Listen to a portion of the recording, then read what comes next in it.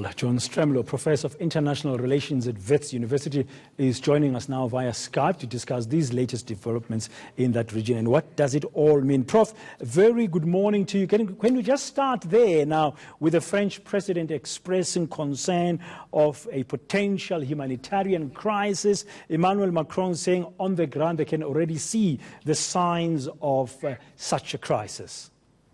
That certainly is the case, Dan, and it is a humanitarian crisis, but it's ultimately a political crisis. You know, I'm reminded about the conflicts in Yugoslavia where we said that there was just too much history to contend with. And in this case of Greater Turkey and the Kurdish nationalists who have wanted their space within a united Turkey, this has been a festering conflict for some time, not as long as Donald Trump says that it has been. And it's been exacerbated by the conflict in Syria, which the Americans have been involved with modestly along the way. But this sudden pullout has created, as you say, a acute humanitarian disaster. Now, we are getting news this morning that the Kurds in Syria, Prof, are saying that the Syrian government has agreed to send its army to the northern border in a bid to halt Turkey's offensive against them. It looks like things are escalating a little bit. Well, it does. The Kurds have no place to turn. The Americans were their reliable ally, or so they thought, for the last 5 years in this battle against the Islamic State, which was entrenched in northern Syria. And the fight against the ISIS has created an international alliance that was really quite willing to cooperate, including the Europeans and states within the region, except that Assad and his Russian allies have wanted to reassert Syrian Assad family control over that troubled state. And it seems at the moment that the Kurdish forces in northern Syria have no place to go than to ally itself with the Syrian government in an effort to sort of push back the Turks. And that, of course, puts them in bed with the Russians. And so Vladimir Putin, once again, in dealing with Donald Trump, comes out ahead in the game.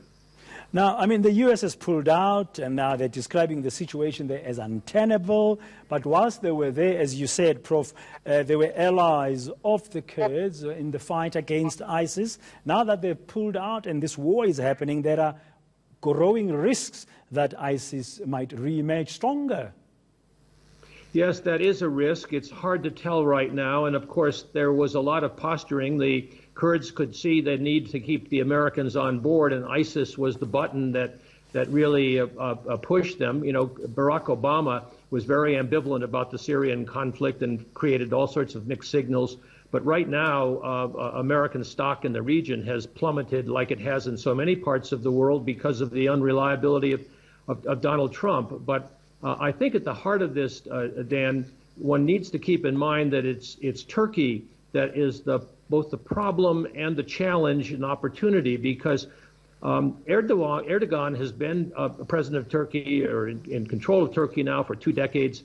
He's playing the nationalist card. It doesn't seem to me clear what he hopes to get out of this attack on the Kurds in northern Syria, other than to mobilize his base, which is an ethnic nationalist base.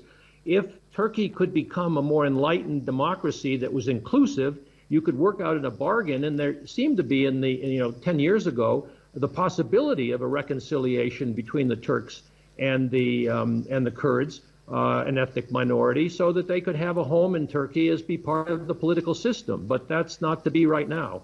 Yeah, I'm hoping to speak to the ambassador of Turkey to South Africa in Pretoria in the next hour or so, Prof. And that's one of the questions I'll be putting to him, to say, what do they hope really to achieve? Now, back to the Islamic State. The Kurdish-led Syrian Democratic Forces, as they call themselves, claim that they are holding more than 12,000 suspected members of ISIS. And now Turkey says, well, if these escape from the prisons you are holding them as we are carrying out this offensive against you, we will take responsibility for the IS prisoners. Is that likely to succeed? Well, there's a lot of words being tossed around, Dan, and I don't put much stock into any of them. There's already been a reported break of 500 or so ISIS prisoners that came out in the middle of the confusion of an air attack by the Turkish Air Force. And so it is true that there could be a regrouping. But at the same time, if Syria and the Russians get back into the region and can keep a lid on things, ISIS might not have a future.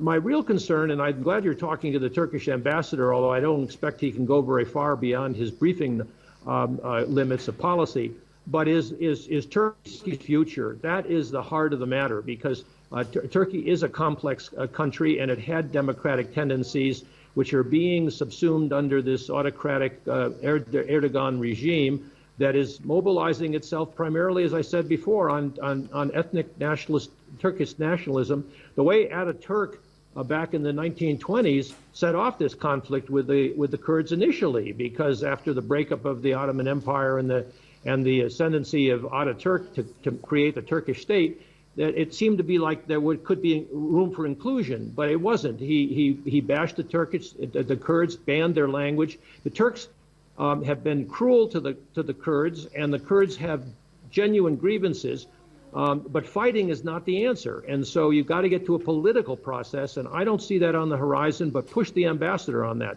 Dan. I think that would be a good thing to do. Whether or not they want a political solution or not, but seemingly at this stage, as they're pushing deeper into Syria, Prof, it looks like they think a military solution might be the best option. But we'll try and understand from the Turkish ambassador here on today after 10 o'clock what is their position. Thank you very much, Professor John Stremlau of Wits. Now we stay